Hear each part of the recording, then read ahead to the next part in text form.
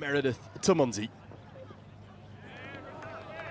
There is the story so far. George Munsey got Scotland off to an absolute flyer. Him and McMullen were brilliant through the power play. Efforts from what's an inexperienced attack. Bartlett was probably the pick of them with 2 for 23, but great to see Ronnie Meredith get a T20I wicket after 3 years out. It wasn't an innings that necessarily Scotland will be overly pleased with, but they've got something on the board. They do. I'm actually quite fascinated to see that McMullen is opening the bowling for Scotland. This goes a long way up. Mid-wicket goes back, Charlie Castle, he holds on! And Scotland, they strike early, and Fraser McGurk. Perhaps feeling the pressure, that previous ball, cross up to the stumps behind the wicket, increasing the pressure, just gets right underneath that one. Charlie Castle, well, he... For Scotland. So nearly 2 in the over and 2 in 2. Instead, it just squirts away. It was a nothing shot from Mitchell Marsh. The last thing you want to do is give Travis Head width, though, because he'll pounce on that. Well fielded with 1 bounce in the crowd. Driven at a catchable height, but Barrington can't get anything on it, and it races to the road. Outside the circle. Problem is, Head pounces on width. Almost an action replay from a few balls prior. 4 more. Cut away, and it finds the gap. There's almost an eerie silence, isn't there, every time Australia hit a boundary, but this is a fine stroke. Big blow towards the leg side. Now, there is a man out there, but it's over his head. And it goes all the way for 6. He's so dangerous. This was maybe just for half a moment. Back boundaries.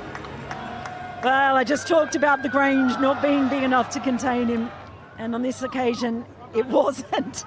Well done out there. Watch yourself if you're out there. Because mid-on has come up into the circle, he'll club you down the ground. This is a batting exhibition from Travis Head. He's putting on a show here in Edinburgh.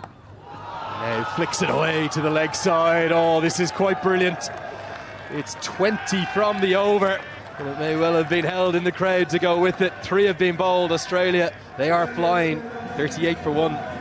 We've still got a lot more to go, but if Travis Head stays out there, there's every chance this could end reasonably quickly. They've got to find a way. Bowl against Australia. He's driven ever so elegantly. Not too much wrong with the delivery, but the perfect cover drive. Pulled and pulled powerfully. We're seeing something quite brilliant here from Travis Head. Monstrous. Smoked all the way. Going to be 6 more. And Head is flying towards 50. The crone is because it's put down in the crowd. He's on one. He's on one. You just look at the different parts of the grounds he's targeted. It's almost like the 50s come up inside 4 overs, and you can add to that, it's going to be 4 more. And Head goes to 47 in bowling. That has gone miles. Look out in the tennis courts, it might just have soared into them. Back of the lane. Well, chastening moment.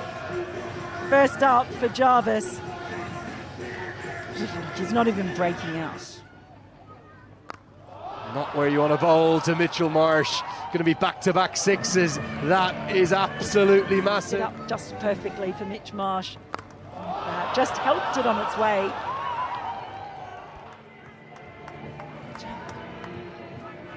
Well, that is an absolute barn. Driven through the covers. Well,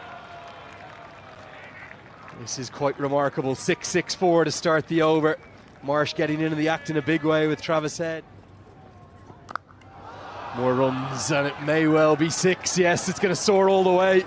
Marsh is such a powerful ball striker. Not showing any signs of slowing down, and just the Grange suddenly looks so much smaller when Travis Head and Mitch Marsh are going the way they are. Here, Scotland surely. Instead bowls it into the surface. It's pulled so powerfully, it splits the 2 men in the deep. It won't be 6 more, but it will be 4 more. It's going to be 4 more. You won't believe it. He split the same gap again. McMullen can't cut it off. 30 from the over. And the runs just keep coming. And there's a world record that could well fall here. 100's only been gone past in the power play once in history. That was 102. As Travis said, he goes to 50. 17 balls it's taken. And that is absolutely remarkable, but boy, today. And now it's going to be more runs. And this might go all the way. It's 6 more. Sensational, awesome hitting.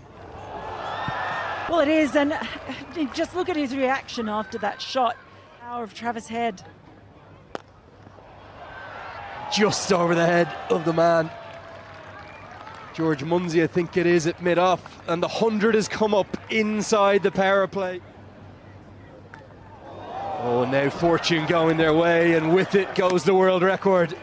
Australia have just posted the highest power play in the history of T20 international cricket. It goes past South Africa. Everywhere the ball goes, it's just going to the rope. And they're making it look so easy, these two. Well, the world record will fittingly complete with a boundary. Nobody has ever made that many in a power play, and Travis Head has been the driving force behind it to bowl the 7th over. He may well have picked up a wicket from his first ball. Pace comes off and everything changes. Michael Lees takes a very good catch, and as I welcome Preston Mumpson to the box, finally some relief. Bit of a batter's paradise. Can't think of too many quicker century partnerships as well. We'll have to leave the statisticians to their work there. They put on 113. Well, she didn't. Now this one's been hoiked away and hoiked all the way. It's a slog sweep right into his hitting arc. It's 6 more. Travis Head zoning in on what would be a remarkable 100 here at the Grange. It's not a terrible ball from Mark Watt, but he gets into position so quickly, down low on one knee. Timing, as he's done all innings. Range. He's going to try and keep going, but there's a man there, and it's held. Well taken by Michael Leask again. He maybe should have had 2 in 2 balls, but Mark Watt has got 2 in the innings of the highest quality. Yeah, he didn't stop going all innings, and he wasn't going to stop then. Michael Leask makes no mistake on the boundary, but what a fantastic innings. What a... This is cut away. It's going to be cut away for 4. Gets it intentionally up and over the head of backward point. Good batting from Inglis. Big pull shot now. There is a man out there, but it's gone miles over his head. This one's out of the ground as well. He was in the game, but no, it was a long way over him. Just not enough pace at that length. In the course of a bigger picture, Jack Jarvis back into the attack, and he's clipped away for 4 more. Inglis making use of that bit of fortune, that life that he had. Driven really pleasingly. Seen some very conventional cricket strokes amidst the chaos. And that is going to be that. Australia, they have soared to victory in the most impressive of fashions. A terrific Travis Head masterclass, one of the best innings you will ever see. 8 boundaries in those 12, and fittingly it was ended with a maximum from Marcus Stoinis, who's showing not too many ill effects from that blow to the hand. The capacity crowd that came in, they've been treated well to an absolute extravaganza win for Scotland over Australia. They'll have to wait for another day. But as you rightly say, there's 2 more chances for them. There's the batting card. Head, the star of the show, but Mark Preston, not a huge amount to cheer here, barring probably Mark Watt's 2 wickets. Scotland bowlers would probably want to look away at the sight of that. Yeah, it was a late introduction of Mark Jarvis in particular, none for 45 from just 10 deliveries. That's going at over 4 a ball. He'll have better days ahead. He's still very young in his career, and Scotland will get that big boost of Michael Jones.